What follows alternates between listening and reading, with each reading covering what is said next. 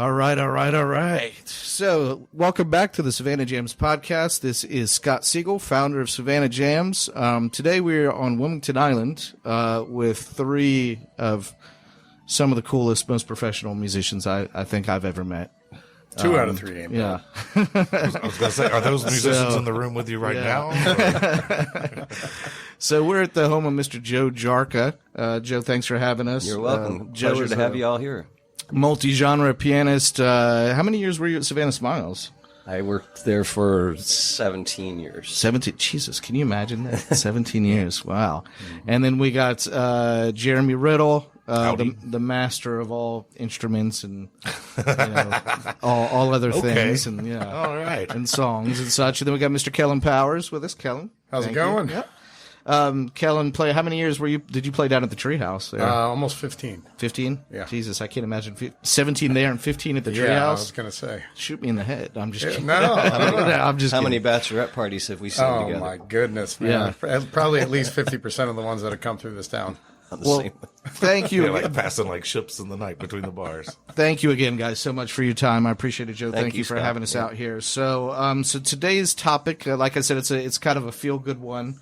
So I thought you guys were uniquely qualified for it. What do you think the most requested cover song is? So, it's got to be Freebird, right? People are calling it out all the time. I think that we'll talk about Freebird. Of course, we'll talk about. We can't have a conversation like this without Freebird. But so, like I said, I had a couple. I'm not going to tell you guys what the interwebs says. I'm just going to kind of keep it to myself. So again, I just want to go around the table really quick. Gun to your head. Jeremy, go. What do you think it is? I would say Sweet Caroline. Aside from Freebird, probably Wagon Wheel at this point. All right. Joe? Good answer. Aside from the two already mentioned, I would say Don't Stop Believing. Okay. Oh, Journey. As a piano player, And also the obvious, when I'm sitting at a piano, everybody requests Piano Man, but putting that aside, Don't Stop Believing. Now, being the only non-musician here as a fan, I would probably say, I'd probably go with like Don't Stop Believing or Sweet Caroline or, I don't want to say Freebird, but let's just ban the word Freebird. Yeah, I was hoping to say it once at the beginning and then we would never have to talk about it again. But yeah, I'd probably say like That's the safe word. Yeah, Don't Stop Believing or Sweet Caroline would probably be my two favorites. So they've been paying my mortgage for years. Have they? Yeah. All right, so we will reveal what the interweb says at the end of the episode. So, so let's first start with like, what do you think makes a great cover song to begin with? I mean, obviously it's, got to be, catchy and such, but you guys are the musicians. What do you think makes a great cover song to play? Jeremy, go ahead. I think something with some energy behind it and all that's always a fun one. Something that gets people up that other people recognize as well. Yeah. There's always a list of stuff that, we as cover artists want to have a hierarchy of songs we don't want to play. But I think the best ones are honestly the ones that are something that means something to the person, and either that or means something to the group of people that are requesting it. Yeah. Why not have a good time playing it the best you can? I wouldn't nail it down to one certain song. Of course. But I would say what makes it important is what it means to them.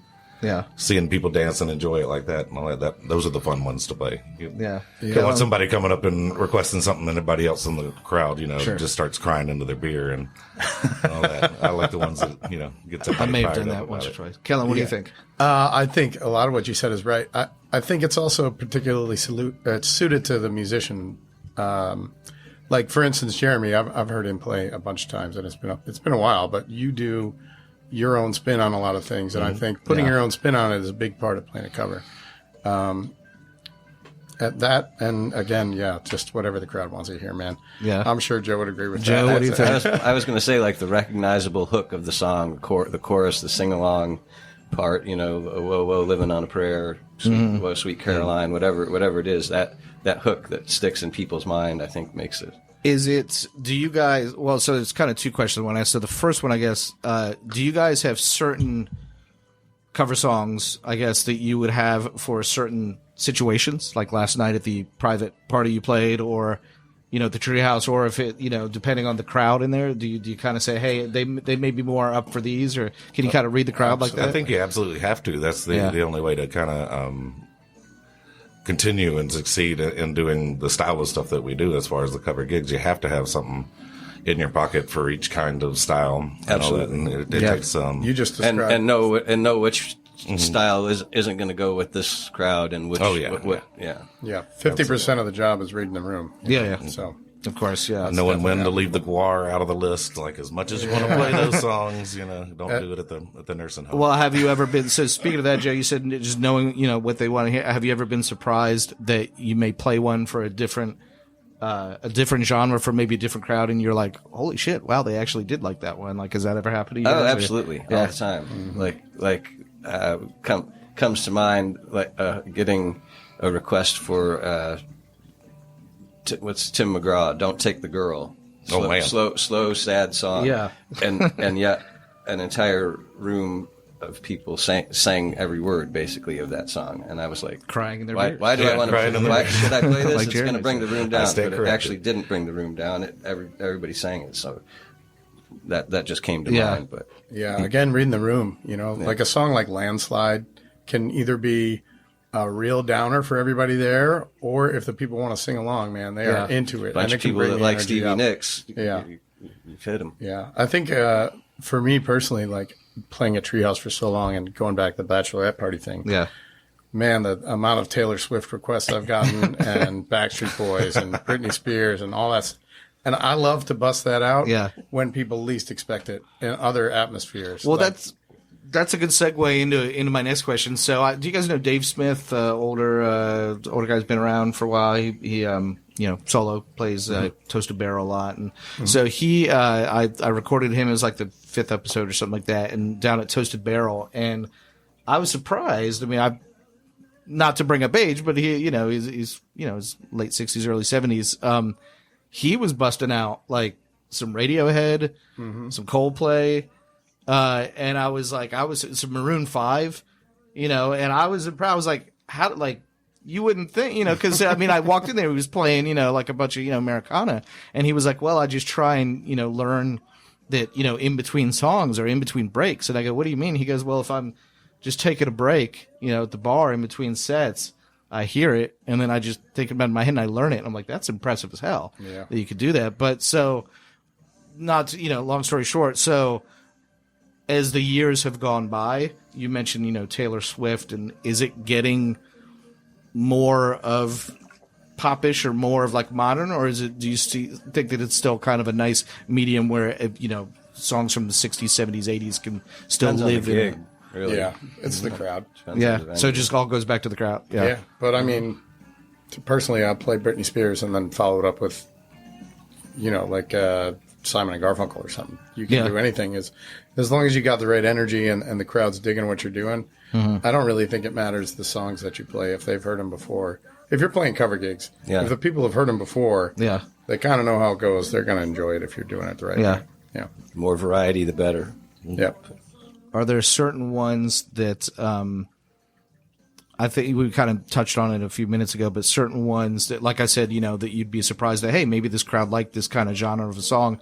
But are there certain songs that you guys think would, hit better or be, better reaction to than others? Or like, are you surprised when you're like, wow, I didn't think that one had a chance in hell of the crowd enjoying, but like they, Usually when you don't think it has a chance in hell of the crowd enjoying it, you just pick a different song. But yeah, I mean, you play on Hilton Head and you get a totally different crowd than you do in Savannah. And sometimes you think it's, they just want to hear Eagles and Buffett, and then that's literally the first thing that popped in my head. Yeah, and then you bust out something else totally different. Like, again, I hate to bring Britney back into it, but she's my go-to. Second time, Kellen, second time. Yeah, she's my go-to for when I want to spice things up and, get any sort of crowd interaction, whether it's applause or even like, what the hell is this guy doing? Yeah. You got to bust out some Britney Spears, and then they're at least going to look at you then, Are you reluctant to want to learn the Britney Spears songs? Or Oh, hell no, man. Like, you're just a fan of, I mean. Yeah. I think, at this point, she's kind of become like, what, classic pop, I guess, at this point? Or? Classic pop. That's the genre now. I don't know. I just made that up. Did I just invent pop. a genre? I got to say, it sounded like it fit when you said it. Yeah. Oh, man. I mean, it's Somebody asked for it was a Classic like a 20-something-year-old person working at one of my gigs the other night, said I heard them talking to two servers. They said something about what classic rock being Nickelback. And the other servers like, no, Nickelback is not classic rock. Yeah. No. But Britney Spears It's a stretch on so many Classic accounts. pop. classic pop. Well, I don't know. Classic It's pop. weird. I mean, I don't know how old you guys are. I'm 46. I had the class of 96. So like in the I grew up in like the 90s. Like the 90s were just fucking awesome to me, like, so Good times. it was, I remember in 1995, 96, my senior year, looking back at classic rock then was 60s and 70s. It was Zeppelin. It was Hendrix. It was, but now we're farther removed from that Yeah, but now than I was then, like, which is just crazy to think of, like. it doesn't change in my mind, man. I'm just a couple of years younger than you, and there's no way the '90s are classic rock to me. Like, for But it's instance, 30 years ago. I though. know. Kellen, where do you say that classic rock begins? Probably 79. Like Begins? 79 or ends. Ends, Yeah, okay. for sure.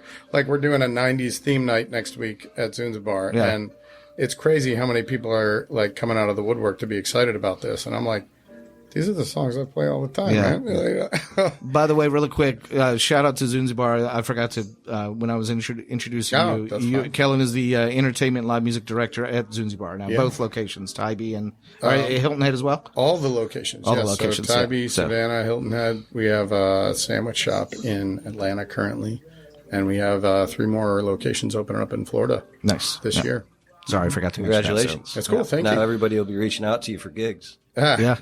They You will. guys, They will. you guys are doing music like every night of the week, right? 7 days a week. Yeah, Yeah, that's- 7 days a week. That's impressive. And we're going to start doing some like brunch shows on the weekend and that kind of stuff. Yeah. Good to them for supporting local music. Yeah. Absolutely. They're super supportive of everything. Like when I came in, their enthusiasm for local musicians and getting it done the right way, making sure we're paying people right, and making sure that we have the environment and support from the staff. Yeah. It's been incredible. I really like it. That's another topic I wanted to touch on at some other episode is, the problem with the $100, that $100 problem is going to be the name of the episode of how a lot of artists still get lowballed, after all these years. But, so moving along with today's topic. So just name off the top of your head, what are some of, Jeremy, go ahead, some of your just maybe top 3, top 5, cover songs that you enjoy playing or that you would, like to hear personally as well. I enjoy playing, let's see, what is it? 50 Ways to Leave Your Lover is always a fun one because I'm not a drummer. And I do loop my drums most of the time. I'm going to take notes a lot while of the you guys are songs. saying this. And but this one is just one I'm not talented enough of a drummer to pull off that drum line on a looper. So I end up just having to do mouth drums for it. At least that's what I call it, beatboxing. Yeah. And it's really funny because this is probably one that was an example for the last question that just takes people kind of by surprise. Yeah. Because I started out, I just go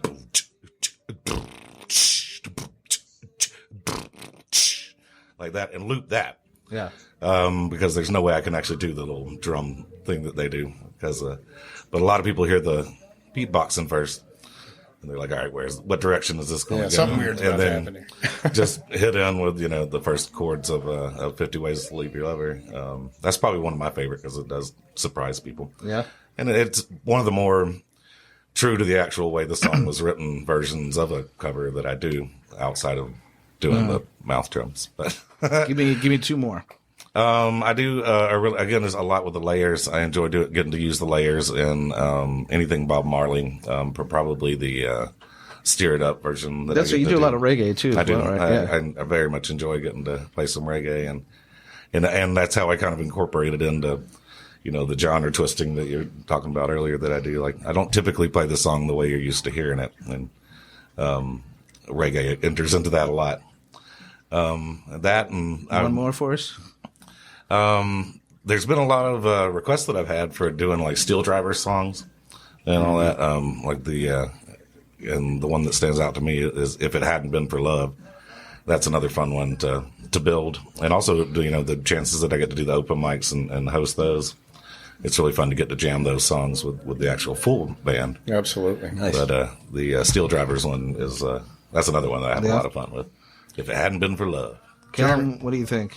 Well, first, I just want to say do you still play Walking on the Moon? Because in my mind, From that time one, to time, yeah. that one is just forever in Police? my mind whenever I Yeah, think yeah. about Jeremy, is Walking on the Moon, man. I just love the way you play that song. Thank you, man. Nice. Yeah. Yeah. For me, like my top requests right now are probably Stapleton stuff. I do love singing his songs. Whenever somebody says play your favorite cover right now, I play Where Rainbows Never Die by the Steel Drivers. Yeah, hell yeah. I love that song. But I mean, again, I like to surprise people. So if I'm seeing a crowd that's full of young people, and then I like to play like Sound of Silence, and I like to make it my own and do it a little differently, so it's not making everybody cry the whole time. But yeah. Yeah. And if it's older people, then I'll bust out something totally different. Tyler Childers I'm drawing a blank on my repertoire of songs right now. I know. Those are the three. He just does that for 3 I just hours do straight. those three back songs. to back. Yep. For those of you, see, this is when a video podcast would, because all of us are just intently staring at you, waiting for the answer. So I'm gonna just drag it out for another 30 seconds or so. all right, Joe. Well, I'll take you off the spot, Joe. What do you think? The top 2 or 3 that you love to play or listen to? Play. I love to play all kinds of music, so that's hard to narrow it down. But obviously, being a piano player, I get the Billy Joel, Elton John stuff all the time. But to me, I like to switch it to like something different. Like Kellen was saying, make a surprise for people, and try to do that how whoever's sitting in front of me. If it's like some folks that look like they want to hear some Skinnerd, I might pull out some Skinnerd. If there's some Allman Brothers Band, things like that. So I don't know. Those are fun songs to just like twist up, surprise. The guy playing the piano is playing That Smell from Leonard Skinner. Okay, or So you you don't want to be the cliche guy doing Rocket Man or Piano Man. You want to. I certainly switch it up can. and kinda, I can be the cliche, but Yeah. do I want to be? Do I need to be? No, Yeah. I'd rather not be. And I think you talked to me the other day something about Metallica, right? You said you did a couple all Metallica the time. I songs the get other people that Yeah. because again, if people are seeing the guy playing the piano, hey, what can I play for you folks? Hey, play Piano Man. Mm-hmm. Well, I can play other things. Just wanted to let you know that. I'm happy to play Piano Man for you, but I gotta say, there is one thing I should have told you. nobody guys. can see this. Nobody can see my gesture in the video. You're definitely touching on something that I like to do though, which is play songs that are not typically done on that instrument. Correct. That's what I guess. That's what I'm. Thanks for helping me get that for sure. out. Yeah. Yeah. Like I play a Phil Collins In the Air Tonight, and people are like, on acoustic guitar, that's not what I expected right there. Yeah. So I like to do that too. Any way to surprise people is. There's people here, and I never really know what's gonna.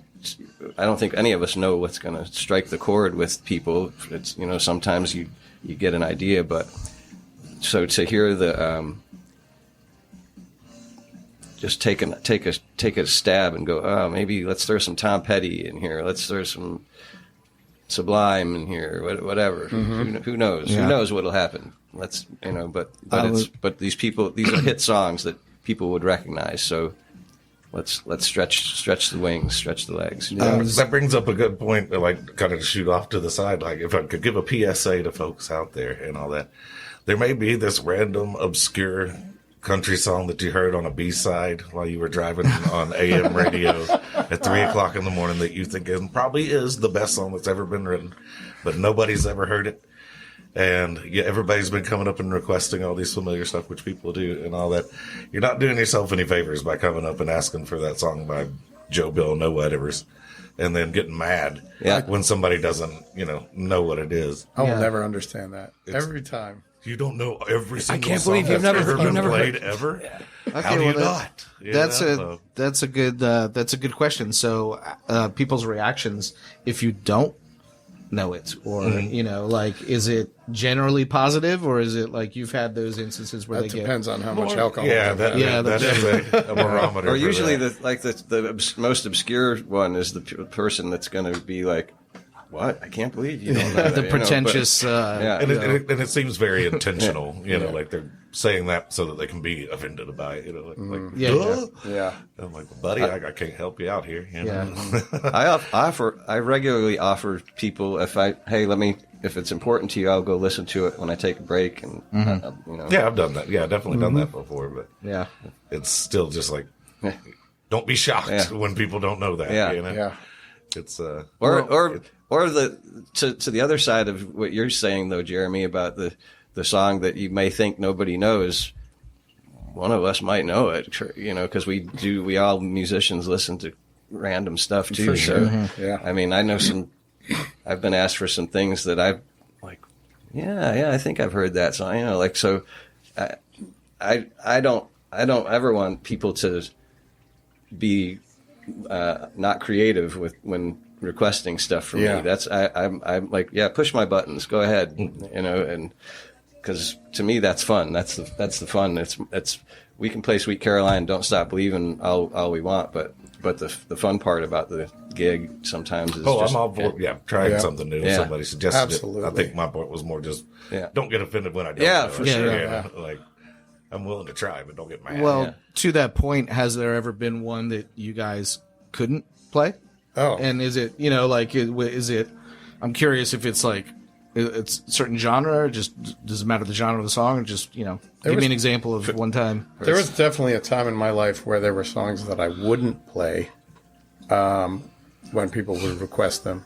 I feel like there's a period as a musician that you go through where your ego becomes bigger, and then you decide that you're so good that you're not going to play these songs anymore.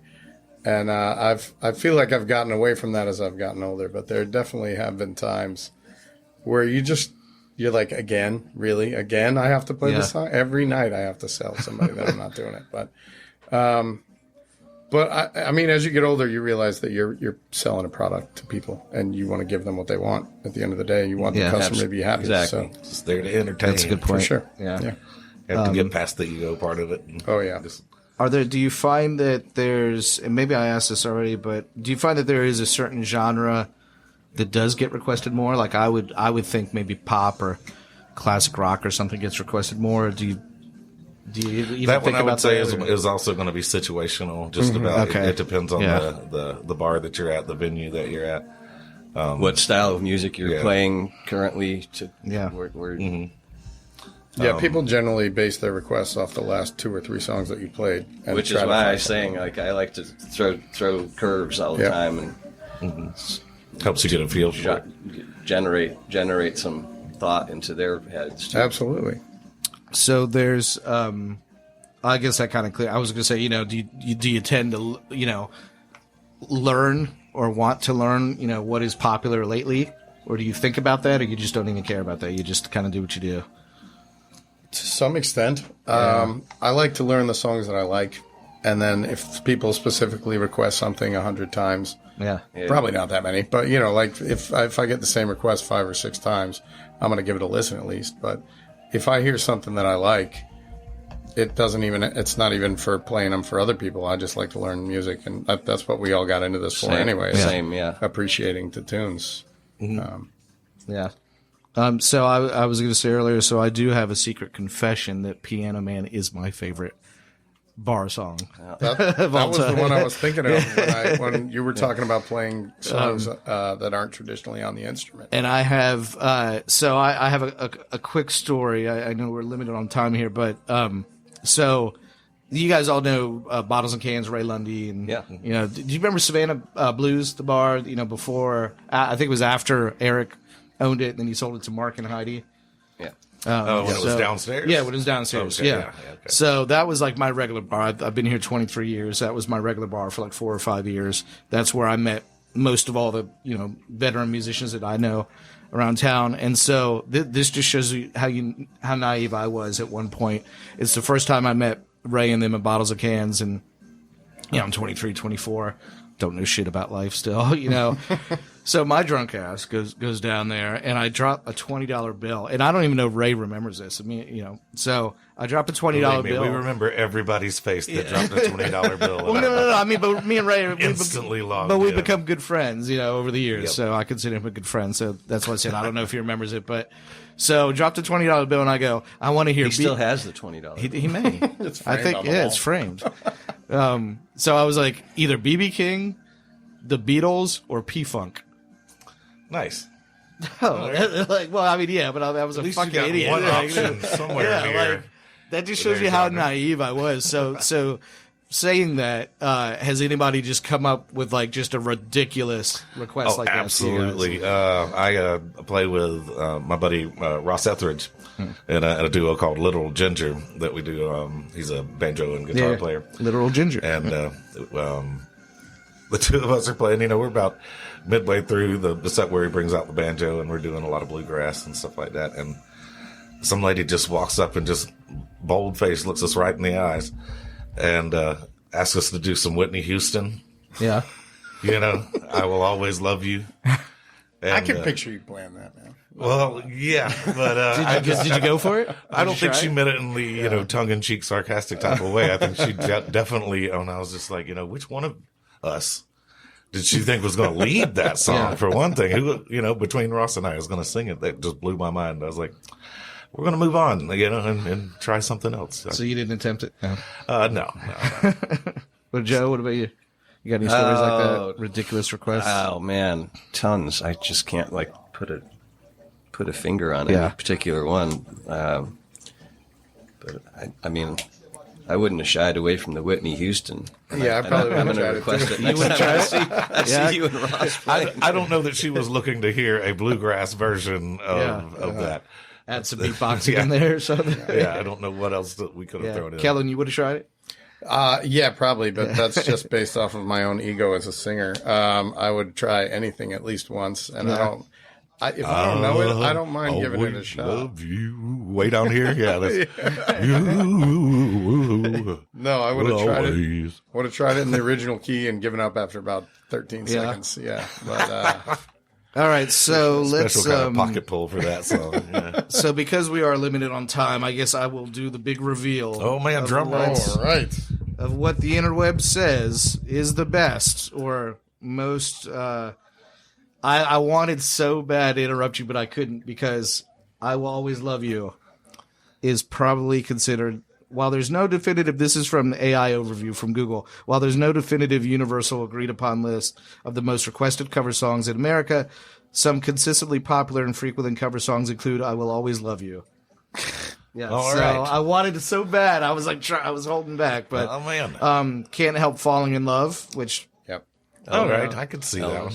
yeah. Depends- I thought Elvis. that was a little odd, but you've gotten that? Really? It It seems a bit slow and like kind I've played it. sad. Well, I've done a upbeat skiffle reggae Yeah. version of it. So it wasn't at all slow. Tainted Love. Really? That's it. Yeah, I mean, like I guess like it's like a big sing along kind of. Is Chat GP high? Yeah, I was gonna say, this sounds Well, no, like a this is not even karaoke Chat list to me. GPT right now. This is just the old interwebs. But classic rock, Sweet Child of Mine. I think you mentioned that. I was thinking that as well. Don't Stop Believing. Hotel California. Yep. Somebody mentioned that. Living on a Prayer. Bon Jovi. Uptown Funk. Well, that's more of a recent one. Yeah. Like in the past 10 years. Shut Up and Dance. Walk on the Moon. Moves Like Jagger. Maroon 5. Sounds like you just wrote my first set for tonight. Yeah. All right, I'm just going to do all of those. Where are you straight- playing tonight? Straight off the list. Other notable covers. Nothing Compares to You.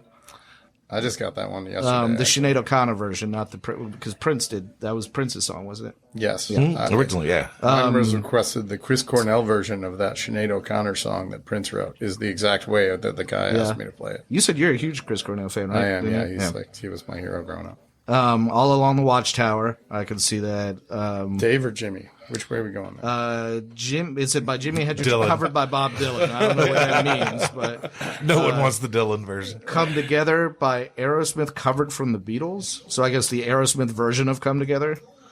Live and Let Die, Guns N' Roses. Higher Ground by Red Hot Chili Peppers, covered by Stevie Wonder. The Covered Chili by Peppers Chili version. Peppers. So those are, a few genres. So we were So close. Sweet Caroline isn't on the. I mean, that's what I don't trust the list. This is now. literally just. I was going to say that sounds like a list. I mean, but then it goes into like I said, I had Of all the lists, that's one of them. That is one of them. that is one of them. I had notes. I actually did some research on this, but I forgot my notes. This is just going off of a quick Google search, but the most requested cover songs. Let's just click this really quick. We'll just do the top 5 for this website. Oh, I don't have your Wi-Fi password, so. Oh, no, here it is. It's going through. Okay. All right. So we'll just do the top 5. Warble. I've never heard of this. Warble Entertainment Agency blog. The most requested cover songs ever. They are going with Living on a Prayer, Bon Jovi. Hold Back the River, James Bay. I don't know that That's one. a good tune. Is it? Yeah. Go Your Own Way, Fleetwood Mac. Get Lucky, Daft Punk, Pharrell Williams. That's it. I will I'm wait. up all night to pet puppies. Yeah. I don't know about you. The Strokes last night. Yeah, this seems to be a bit more of like it has a lot of like Rihanna. Oh wait, Champagne Supernova, Wonderwall. See, Wonderwall. Wonderwall. Oh my God! How did we not bring that up? Yeah, how do we forget Wonderwall? I think that's more of a joke request, just kind of like, well, to say that that's what Freebird is. The People reason sing that it. people though. hear it more now They sing it. is that, I mean, I love Oasis. That's yeah, because 90s, Freebird's more of a you know. joke. Nobody's serious about wanting you to Yeah. play. Like, are you serious? You want me to play free? You want me to play 11 and a half minutes worth of this song terribly? Yeah. I was like, by the end of this, everybody in the crowd is Yeah. going to hate you more than I do right now. My lead guitar player, every time somebody asks for Freebird, he's like, "What's the first line? Tell me the first 6 words of the song, and we'll play it." Yeah. Nobody ever can. Mr. Brightside. Yeah. Shut Up and Dance, Walk on the Moon. I think that was suggested earlier.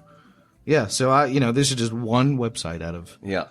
a bajillion websites. Nice. So, but all right. So, what did we say? So we kind of got close, or not yeah, really? we were the general vicinity. I say we were more right than they were. Yeah. I say, Yeah, we were all on the same. I was gonna say, page yeah. here, but I think you guys were more right than maybe the not on interwebs. the. And page maybe of it's the just internet. specific to the You guys need The to. internet- this is the low countries. The internet isn't most playing a lot of requested. gigs around here. That's don't- true. they don't They're know. not. They need to. You guys need to rewrite the internet. That's what you need right. to do. Yeah. Check into this guy. Well, anyway, so thank you so much, Joe Jarka, Kellen Powers, Jeremy Riddle, 3 powerhouses of music here in Savannah for Thank many, you, many Scott years. Siegel. Thank you, Thank you, Scott. bud. Yeah. My pleasure. Who's interviewing you? When are we doing the Scott Siegel? I don't know. interview? Nobody's ever actually asked me that. See, that Yeah. needs to happen. I don't know how interesting I'd be, though. I don't know. But I don't know. Maybe one day. But anyway, so that concludes. We got to know about the guy behind the behind the scenes. The guy behind the guy. The guy behind the guy behind the guy. Yeah. So that concludes episode number 11 or 12, I think. So thank you guys so much again for your time. Stay tuned, folks. We try to release new episodes every Tuesday, but we're kind of behind this week. But other than that, keep jamming, Savannah.